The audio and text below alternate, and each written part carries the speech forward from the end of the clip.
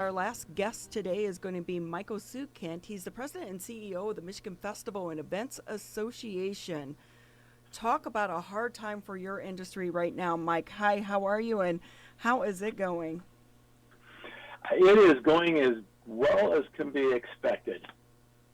We've learned to say, let it go. 2020 is fine. Let's focus on 2021. So I know you guys are a nonprofit industry that tries to help get the festivals and fairs and things of that nature off the ground and up and running. How are you navigating some of these fairs, the organizers? What are you telling them as fair and festival is canceled week after week? Well, the first message that we gave everyone is that they needed to figure out what their own go, no-go date was. That was something that came out early when the Traverse City canceled their National Cherry Festival. Everybody was up in arms over the fact that, well, if Traverse City canceled, then we need to cancel also. And that was not the case because everybody's got their own go, no-go date. You know, when do you have to make a deposit? When do you have to make a commitment? When do you have to, what have you promised your sponsors? So we tell everybody to wait as long as you can before making a cancellation. We have had some communities that have suffered from some cancellation remorse because they canceled something early on in the season and then found out that they were able to have the event after all with the parameters in place to be able to do it safely. And so my advice has been, and our advice has always been, wait as long as you possibly can. So, Mike, how can you safely have a festival during this time? What are you telling some of your members? Well, a lot of that has to do with where the festival is. If you're up in the northern part of the Mitten, or if you're in the Upper Peninsula, you can have up to 250 people for a gathering. So as long as you can practice social distancing and everyone's wearing their masks, you've got hand washing stations, sanitizer. The other thing is you check with your local law enforcement as far as the plan that you have in effect to run your event. Don't ask them to create the plan for you. You create the plan and ask them if this plan makes sense and ask them for assistance. Same thing goes with the local county health departments. Give them what your plan is on how you're going to keep everyone safe, and let them give you the thumbs up or the thumbs down. Down here in southern Michigan, we've got some extra challenges. We can only have 100 people for an outdoor event, so that becomes a little more of a challenge. Golf outings has still been successful as long as you don't have 100 golfers on the course at one time. You're able to do that. So they're doing things with drive-in theaters. They're doing things with movies in the park and concerts in the park, situations where they got people separated. If you're in the carnival industry, it has been a very difficult year for carnivals. The only thing that the carnivals have been able to do is using their food concessions. They've been participating in food truck rallies and things like that. So it's been tough. There's no doubt about it. Mike, as time goes on and COVID-19 restrictions are slowly but surely loosened and more people are aware of what they can do out in the community to keep themselves and others safe, do you expect that some semblance of normalcy in these festivals and events will return, or do you imagine for the remainder of this year and earlier on into 2021 that a lot of these events are going to be scaled back to some extent or continue to be virtual?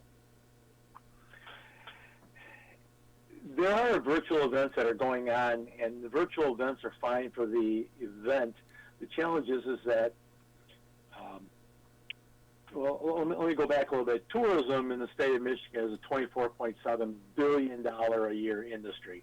And the festivals and events are $1 billion a year industry. That's $1 billion impact to the local economy within the state of Michigan.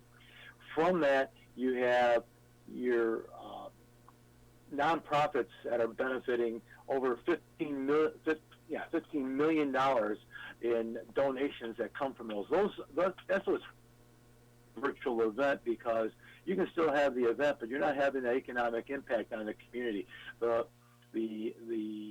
carnival or the festival is going on in downtown USA in the state of Michigan isn't going on, so you're not getting the support that the local merchants would have gotten. You're not getting the sponsorship, and therefore you're not getting the dollars to support the local nonprofits that depend so much on those events. What's going to happen going forward?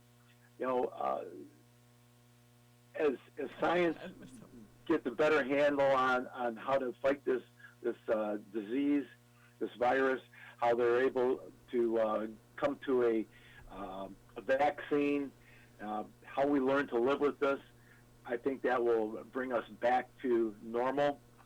How long will that happen? I'm keeping my fingers crossed and saying that next spring will be there. What is that going to do for our winter activities, our fall, our harvest festivals, our pumpkin festivals, our Halloween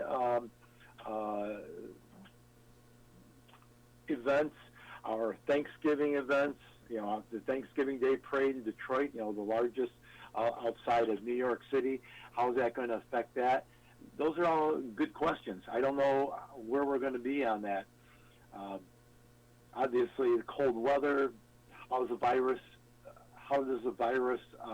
withstand the cold temperatures?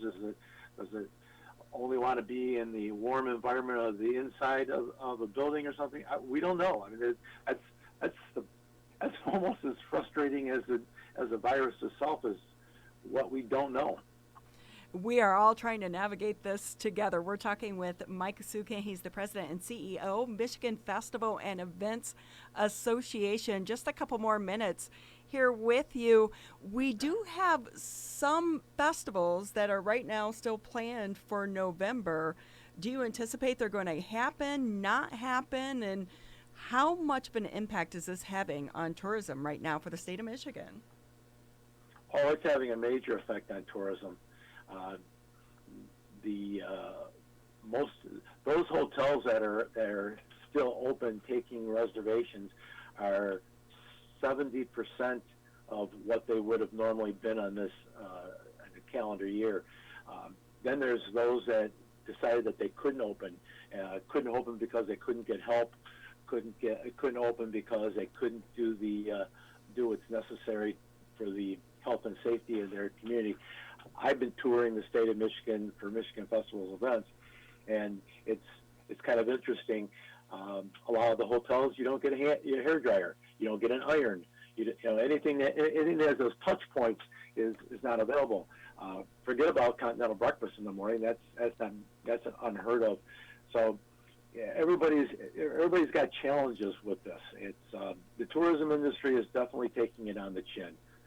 We're all taking it on the chin, but it seems like the tourism industry, and when you get into festivals and events, anything that has a touch points. I mean, the carnival industry. Most of your festivals generate the most amount of revenue from the carnival. Carnival can't participate. They can't. It was not feasible for them to wipe down every single ride after a person got off the ride. It was impossible to do that. So what is that going to do for 2021? As I said, hopefully medicine will take over for that. Mike Szukhent with us. He is the president and CEO of the Michigan Festivals and Events Association with us on the Oakland County MegaCast. Mike, just before we let you go, you do have an event, speaking of Michigan tourism, a big event through your association coming up in November. What can people expect from that event, as we're a few months out from it, but that's coming together as that's a big event each year for the tourism industry in the state of Michigan? Oh, and thank you for bringing that up. It is a huge event. It's our largest event of the year. It's the event that all the festivals and events come to get the education, the training, how to navigate grants, how to navigate social distancing, how to handle all the different aspects of a festival event, where you find the new ideas. And we've always had it at a resort somewhere around the state of Michigan, and we decided this year, because of COVID, it wasn't going to be practical to have that reservations at a convention center. So we're going to be doing it virtual. We're going to be doing it virtual on November 6th and 7th.